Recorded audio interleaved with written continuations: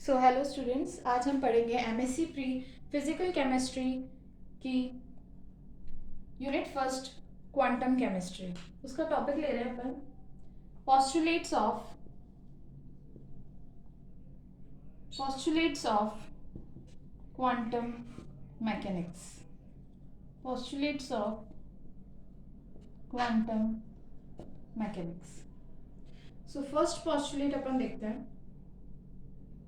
in a quantum mechanics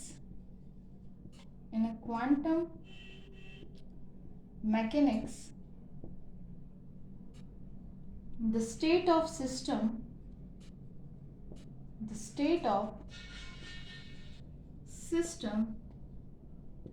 is described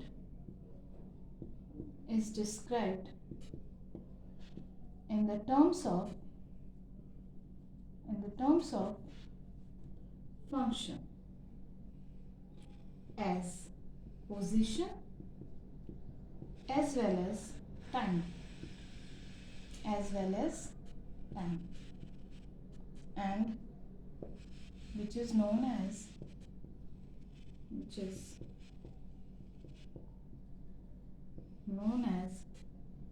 wave function and denoted by psi। Okay, तो quantum mechanics के अंदर कोई भी सिस्टम जो होता है वो हमेशा डिस्क्राइब होता है किसके टर्म्स में डिस्क्राइब होता है? फंक्शन की टर्म में डिस्क्राइब होता है। और वो फंक्शन किसका होता है? पोजीशन और टाइम का फंक्शन होता है। और उस फंक्शन को अपन बोलते हैं वेव फंक्शन, जिसको अपन डिनोट करते हैं साई से। तो जो साई होता है, साई एक्स टी जो होता है वो एफ एक्स, मतलब जो वेव फंक्शन है वो पोजीशन का फंक्शन भी है और टाइम का फंक्शन भी है। And this is multiply all you know. So ये जो होगा ये होगा पोजीशन वेव फंक्शन एंड ये होगा टाइम वेव फंक्शन। ओके, तो ये चीज आप नोट कर ले या फिर आप स्क्रीनशॉट ले सकते हैं। वैसे इसका स्क्रीनशॉट ले लो आप। तो इसको इरेज कर रही हूँ मैं अभी।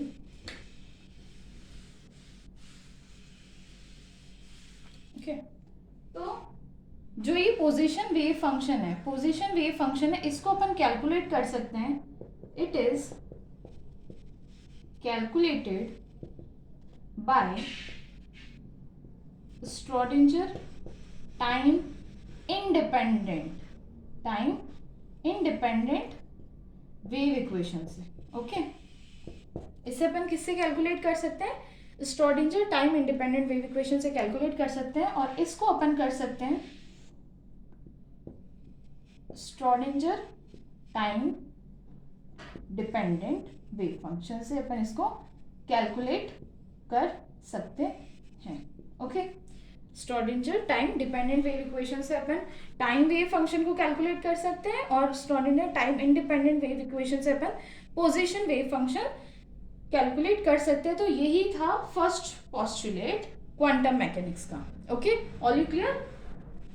Okay, let's go for the another postulate, which is second postulate. Okay, so let's go for the second postulate.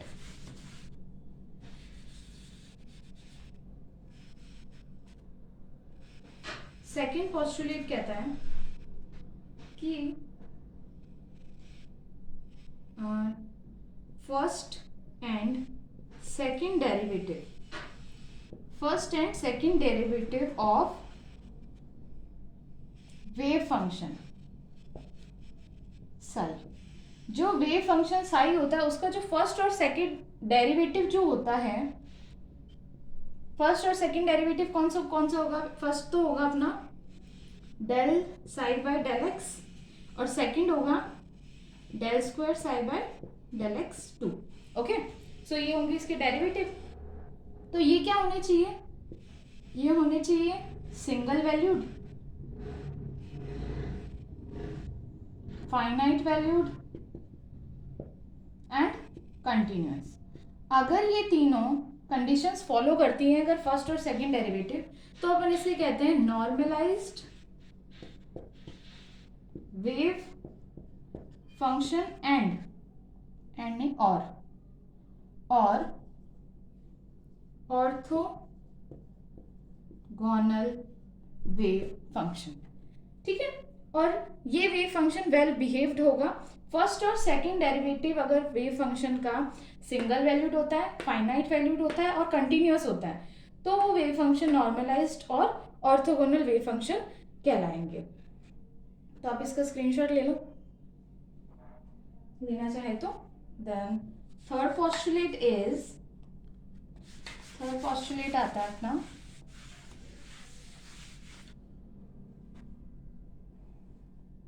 third postulate. Any physical property in quantum mechanics has own operator।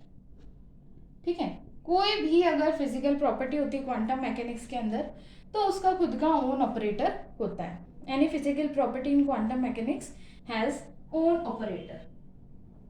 ठीक है, जैसे कि अपन देखते हैं पोजीशन के जो होते हैं फिजिकल प्रॉपर्टी जो होती है पोजीशन की, अगर अपन देखें तो पोजीशन एक्स वाई जेड होता है क्लासिकल मैकेनिक्स के अंदर। तो भाई अगर क्वांटम मैकेनिक्स के अंदर बात करते हैं तो इसका ऑपरेटर होता है X operator, Y operator and Z operator. वैसे अगर मैं पोटेंशियल एनर्जी की बात करूं तो यहाँ पर जैसे V X, V Y, V Z से शोन होता है। तो यहाँ पर अगर क्वांटम मैकेनिक्स की बात करेंगे तो V X operator, V Y operator and V Z operator बोलेंगे। ठीक है, तो कोई भी प्रॉपर्टीज जो होती है फिजिकल, उसके खुद के ऑपरेटर होते हैं क्वांटम मैकेनिक्स के अंदर। Okay, so this is the third postulate. Now, fourth postulate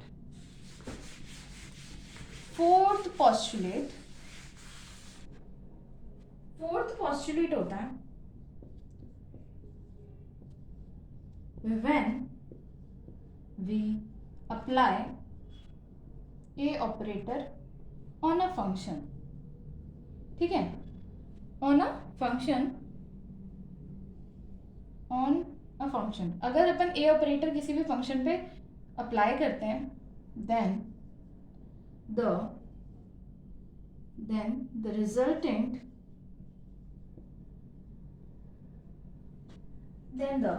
resultant function will be obtained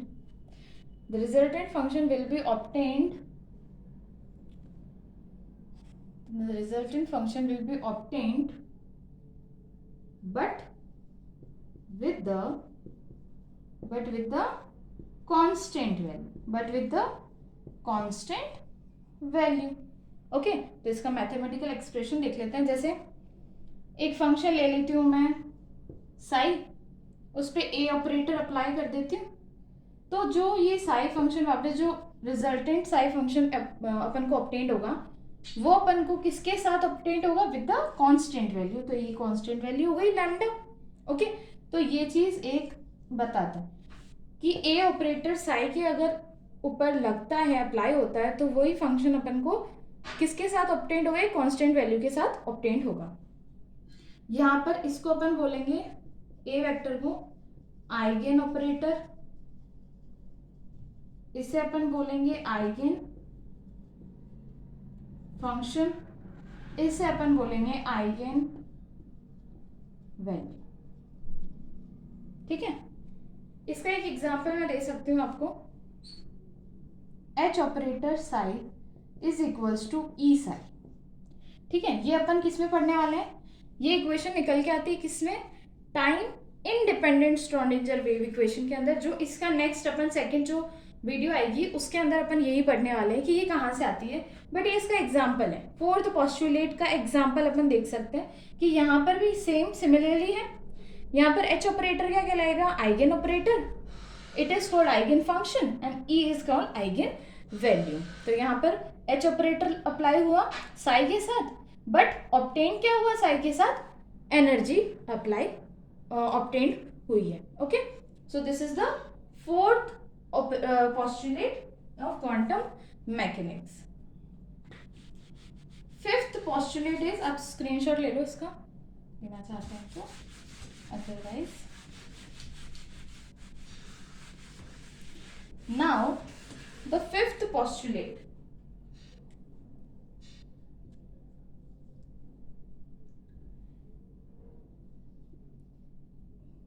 The average value of measurable quantity, the average value of measurable quantity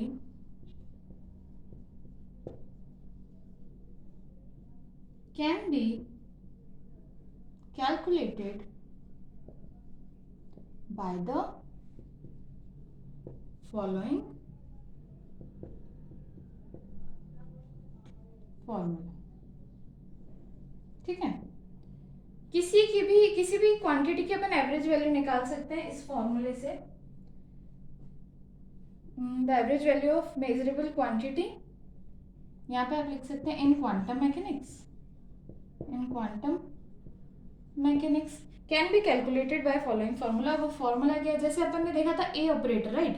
तो इसकी अगर मेरे को वैल्यू निकालनी है, एवरेज वैल्यू जिसको कहते हैं, तो इससे अपन डिनोट करेंगे उसको, जो कि होती है integration of Sai star A operator Sai D tau upon integration psi star Sai D tau. ठीक है, इससे इस फॉर्मूले से अपन किसी भी क्वांटिटी की एवरेज वैल्यू फाइंड कर सकते हैं क्वांटम मैकेनिक्स के अंदर. ये डी टाउ जो है, ये D X D Y D Z कुछ भी हो सकता है. ठीक है, अगर एक्स के रिस्पेक्ट में तो डी जेड लेंगे, वाई के में है तो डी वाई लेंगे, और जेड के में है तो डी जेड लेंगे.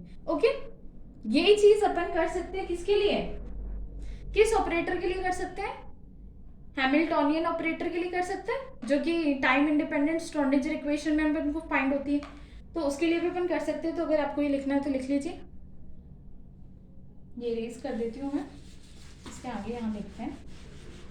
ओके, तो अगर मैं कहूँ कि मुझे एच ऑपरेटर के लिए करनी है, तो मैं क्या लिख दूंगी यहाँ से, इंटीग्रेशन साई स्टार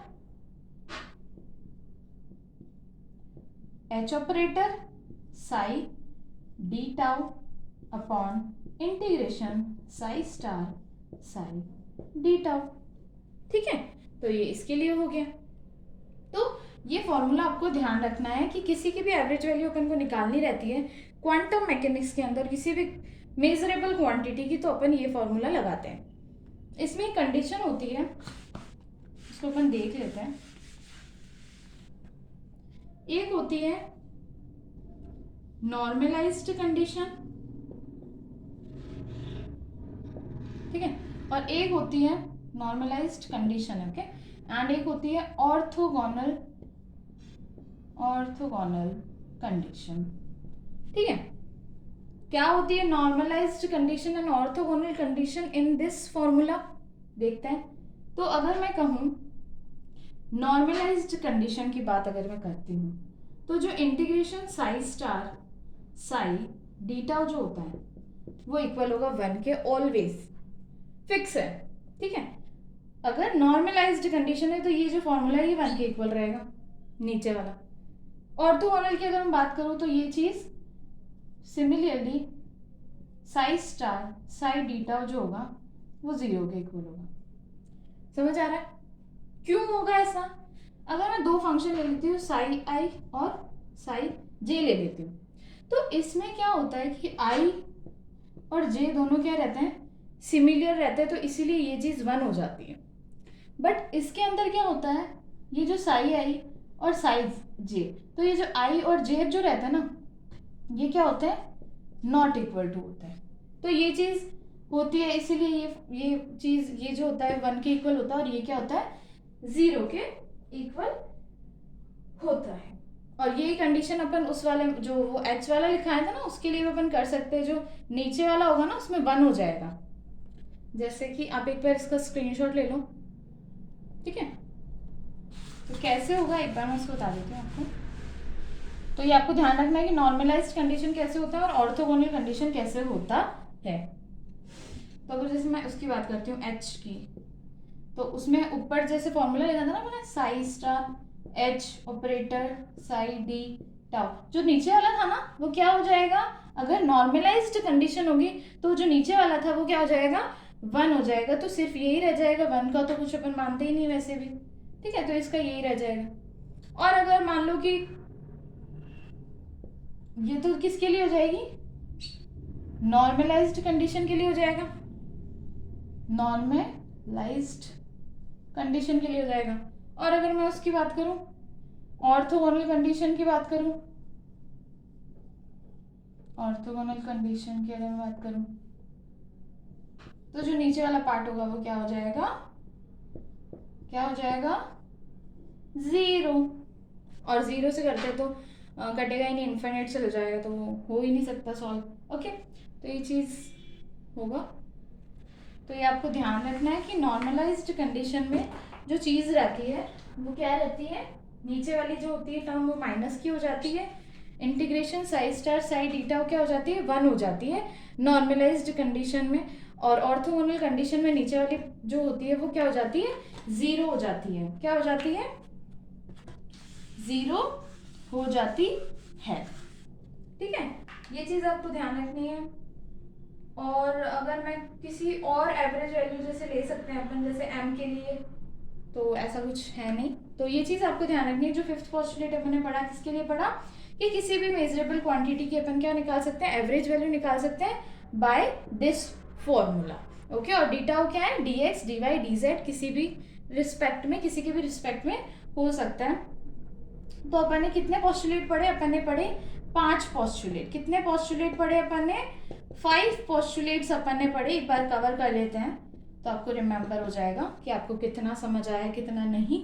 तो फर्स्ट पोस्टुलेट अपन ने क्या पढ़ा था, कि किसी भी सिस्टम को अपन किस में डिस्क्राइब कर सकते हैं, एक फंक्शन के टर्म्स में डिस्क्राइब कर सकते हैं, जिसको अपन ने क्या बोला था, साई बोला था।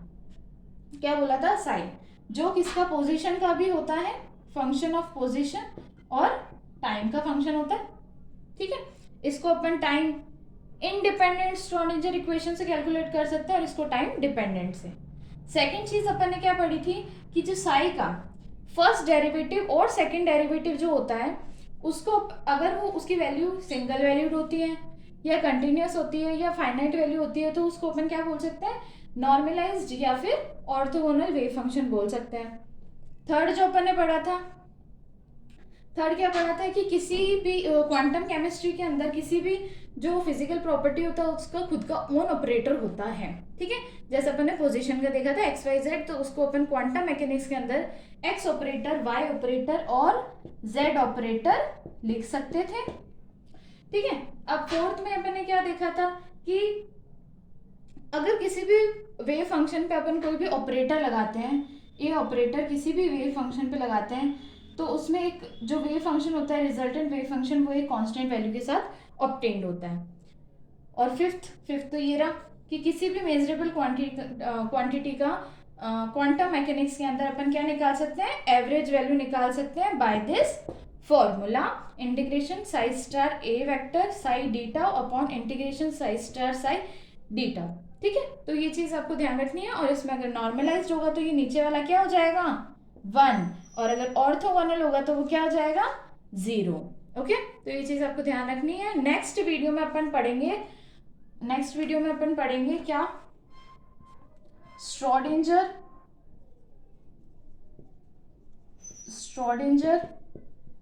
टाइम इंडिपेंडेंट वेव इक्वेशन, ठीक है। ये अपन नेक्स्ट वीडियो में पढ़ने वाले हैं। धीरे धीरे अपन इस यूनिट को भी कंप्लीट कर लेंगे। Thank you so much student for being with me, and please like, share and subscribe my channel. Thank you.